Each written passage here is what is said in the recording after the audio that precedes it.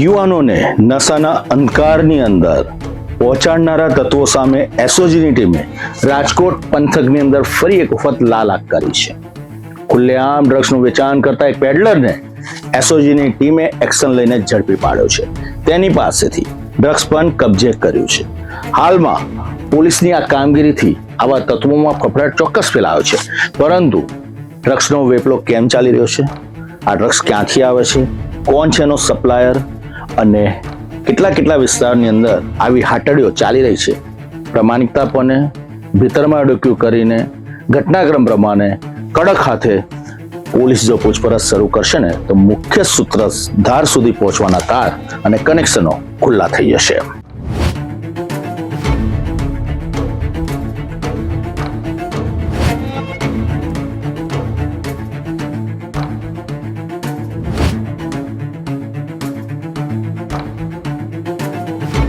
પકડાયેલ આરોપીની ઓળખ ઇમરાન ઉર્ફે રોમિયો ચાનિયા તરીકે થઈ છે.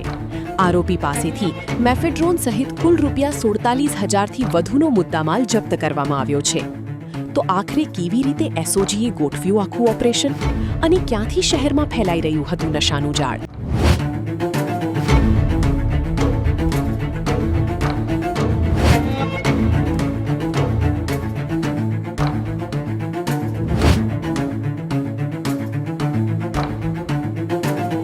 નશાની ગર્દામાં યુવાનોને પહોંચાડીને અંધકાર ફેલાવતા તેમની જિંદગી બરબાદ કરતા આવા ડ્રગ્સના પેડલરોને માત્ર ઝડપવાની જરૂર નથી, પરંતુ જે મુખ્ય સૂત્રધાર છે, સપ્લાયર છે અને મુખ્ય ચેનનો મુખ્ય વ્યક્તિને ઝડપવો ખૂબ જરૂરી છે. રાજકોટ પંથકની અંદર આવા પેડલરો હવે સક્રિય બન્યા છે. અલગ અલગ વિસ્તારની અંદર કનેક્શનના તાર જોડીને ગુપ્ત રાહે ડ્રગ્સનું વેચાણ કરવાનો પ્રયત્ન કરી રહ્યો છે, પરંતુ રાજકોટ શહેરની પોલીસ પણ એટલી એક્શનમાં છે. આખરે પોલીસે તાર જોડ્યા અને આ પેડલરને દબોચી લીધો. સમગ્ર માહિતી જ્યારે મળી ત્યારે પોલીસ પણ ચોંકી ઉઠી હતી. તેની પાસેથી ડ્રગ્સ તો મળી આવ્યું, પરંતુ એ ગુપ્ત રાહે તે પોતાના કનેક્શનો મજબૂત કરતો હતો અને વિસ્તાર રાજકોટ પંથક અને અલગ અલગ શહેરોની અંદર તાર જોડવાનો પ્રયત્ન કરતો હતો. ક્યાંથી આવતું હતું ડ્રગ્સ અને કોણ છે મુખ્ય સૂત્રધાર, તેને ઝડપવા માટે હવે પોલીસે તપાસનો ધમધમાટની શરૂઆત કરી દીધી છે, પરંતુ પ્રામાણિકતાપણે આગળ વધવું પડશે અને આવો ડ્રગ્સનો વેપલો કરનાર અને રાજકોટ પંથકમાં પગ પેસારો કરનાર તત્વોને ઝડપવા પડશે, કારણ કે જે ભારતનું ભવિષ્ય છે તેની સાથે ખુલ્લેઆમ આવા તત્વો થોડો નફો કમાઈ લેવાની લાલચમાં નુકસાન કરી રહ્યા છે.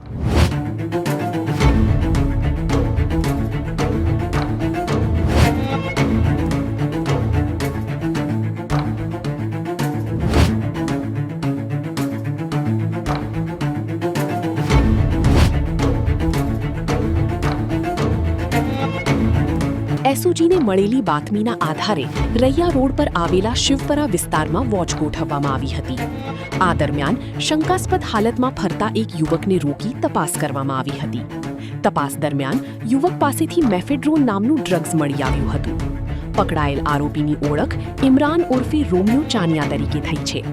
પોલીસે આરોપી પાસેથી કુલ 14.100 ગ્રામ મેફેડ્રોન ડ્રગ્સ કબજે કર્યું હતું, જેની અંદાજિત કિંમત ₹42,300 હોવાનું સામે આવ્યું છે.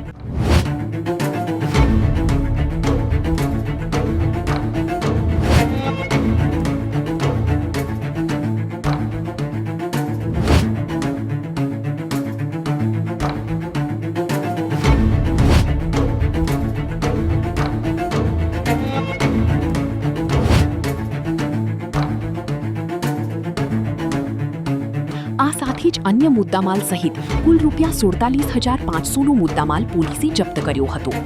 હાલ રાજકોટ એસઓજીએ આરોપી સામે NDPS એક્ટ હેઠળ ગુનો નોંધી વધુ તપાસ હાથ ધરી છે. પોલીસ હવે આરોપી સુધી ડ્રગ્સ ક્યાંથી પહોંચતું હતું અને શહેરમાં કોની સૂચનાથી નશાનો કારોબાર ચાલી રહ્યો હતો તે દિશામાં પણ તપાસ આગળ વધારી રહી છે.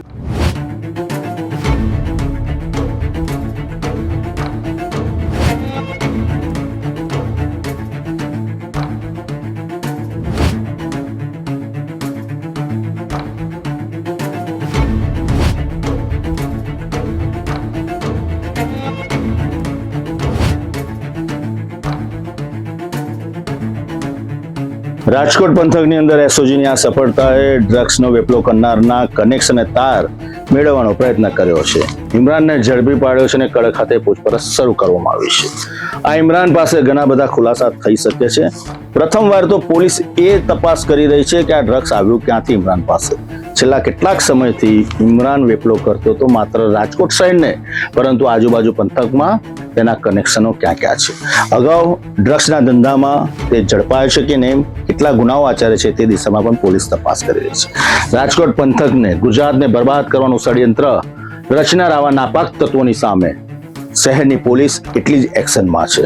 આવા તત્વોને ઝેર કરી રહી છે અને જબરજસ્ત પાઠ શીખવાડીને જેલના સળિયાની પાછળ ધકેલી રહી છે, કેમ કે આ ગુજરાત છે.